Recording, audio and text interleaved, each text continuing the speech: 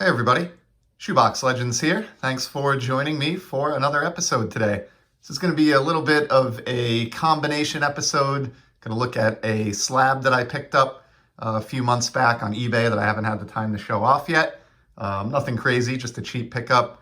But before we get to that, wanted to cover the contents of a very generous care package that I received recently from somebody who I've been friends with for a long time now in the hobby.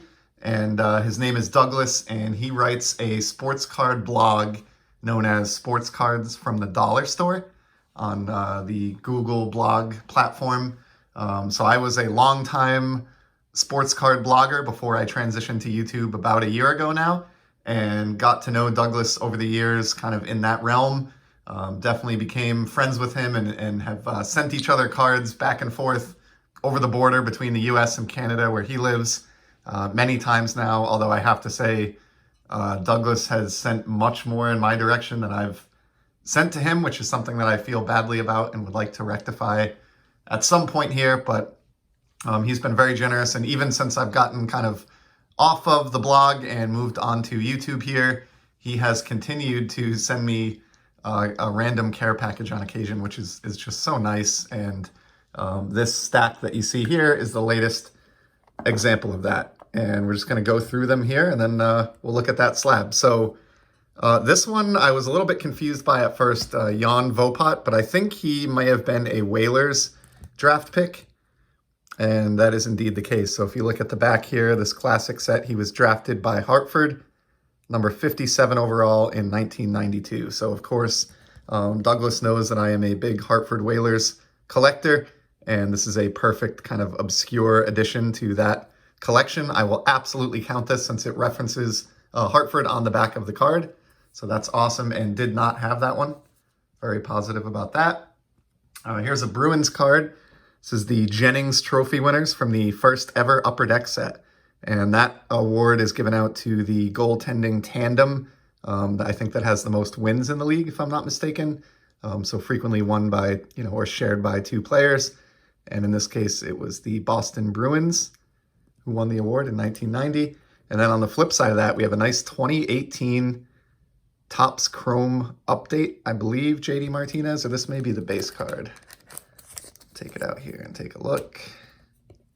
Yep, that is the update release. Of course, the set that is famous for having the Juan Soto Chrome rookie card in it, but pretty cool JD there for the Red Sox collection.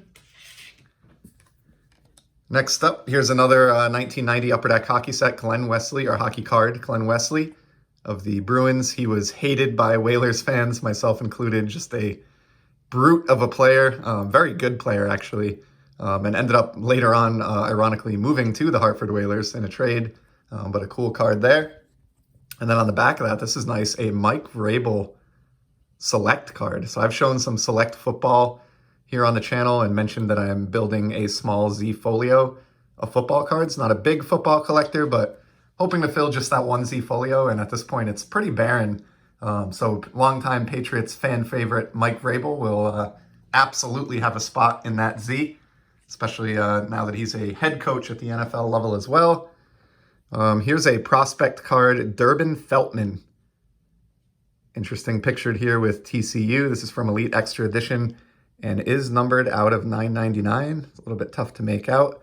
I'll have to look into him. Not intimately familiar, but yeah, I will certainly have to look into him now, because on the reverse side of that, we have this crazy shiny parallel of that card. Actually, that is a parallel.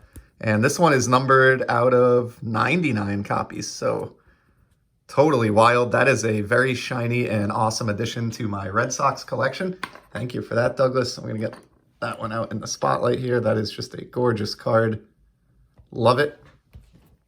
Next up, here's a high-end Ted Williams. This looks like a museum collection card. I don't get into ripping anything that, this expensive, but I love getting retired players on kind of high-end designs like this. It's a little bit of a thicker card here, maybe like a 100-point or 130-point cardstock. And a pretty neat shot there of the Splendid Splinter. So that's an awesome addition to the Red Sox PC as well. Here's a pro debut card from last year. Tristan Casas with the Salem Red Sox. out of Virginia. That is really cool. Love minor league cards and pro debut in general.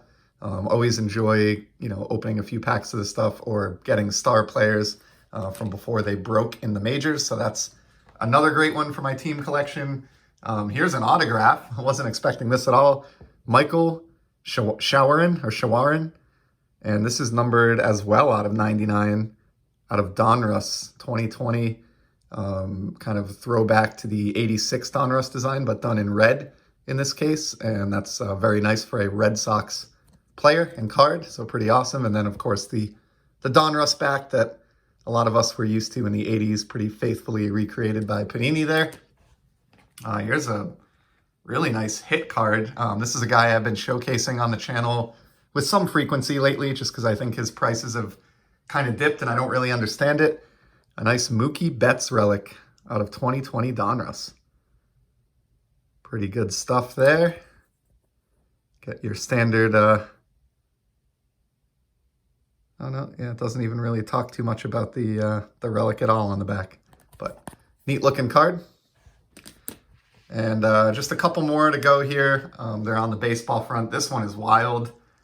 This, I suspect, came out at a time where I wasn't really participating in the hobby, but this is a holographics Nomar Garciaparra. Look at the effect applied to that card. As a lover of all things shiny, that is a complete winner of a card right there. Just fantastic. Killer addition to the Nomar collection. And then on a similar front, but with hockey, I've actually shown a couple of these parallels recently. These are called special effects parallels out of this premiere release, but they have a really cool foil element going on in the background. I grabbed a couple Hall of Famers from this in a dollar box when I was at a hobby shop recently, but this is a solid addition to my Hartford Whalers PC here with this Robert Cron. Absolutely awesome. These types of cards are like sneaky tough to come by, and I'm kind of getting to the point with my 90s Whalers stuff where like the majority of what I'm missing are those types of difficult cards. And over the years, Douglas has been, I would say, hands down the single biggest contributor, not named Shane, to my Whalers collection. So he just continues to hook me up with really cool Hartford cards. And then the last two Red Sox players that I really enjoy. Here's another Betts. This is the Elite Series from Donruss. Look at that effect. Like laser going on there. This is a limited copy too. This must be a red parallel of some sort, but it's out of 149. Just a beautiful Mookie card. This will be going immediately into my shiny baseball card Z Folio that I've been working on. Perfect addition to that. And a guy who I just continue to have a lot of fun collecting, especially his cards that still show him with the Red Sox. Just can't seem to stop picking up Mookie Betts, so that one is a perfect fit.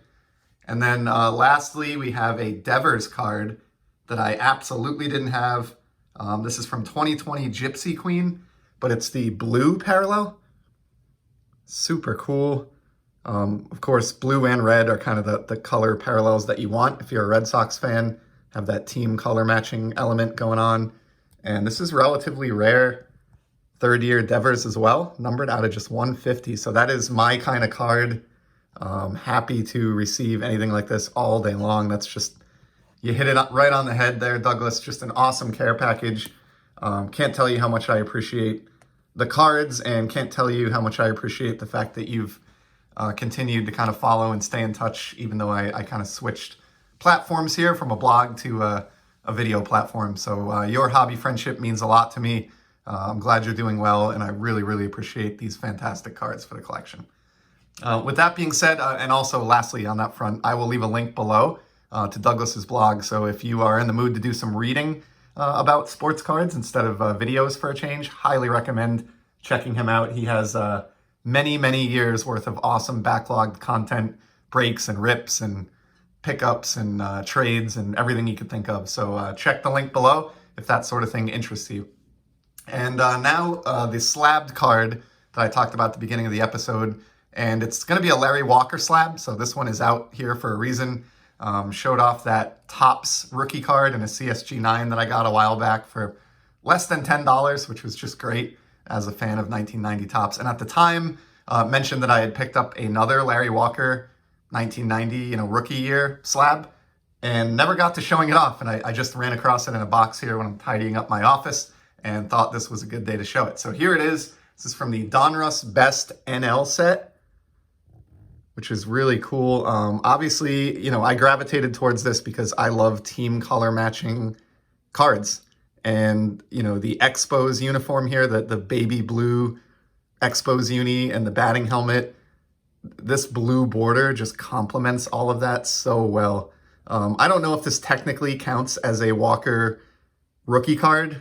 It is certainly a rookie year card. I try not to get too trapped up in those definitions and arguments. I have some friends in the hobby who absolutely do, and I respect that. But I try to just enjoy the cards for what they are and not get too caught up on whether it's an official rookie or not. But regardless of whether it counts as a rookie, a really cool rookie year Walker slab. And I just thought, again, the team matching there of the Expos uniform and that border, I couldn't leave that behind. Ironically, I know both of the Larry Walker slabs that are in frame right now are kind of from sets that modern collectors sort of poo-poo, and I don't really even blame them. I understand 90 Donruss and 90 Topps are some of the junkiest of junk wax and a couple of the ugliest sets, quote unquote, that have ever been produced. But they came out right when I was getting immersed in the hobby as a young kid, and so I just have a lot of nostalgia wrapped up in those 1990 cards. And for my money, I think those two Walkers are very nice examples of cards that came out that year, and very happy to have them in my slabbed baseball card collection. So that is a wrap for today. Thank you so much for stopping by. I appreciate you checking out my pickups here and the amazing care package from Douglas.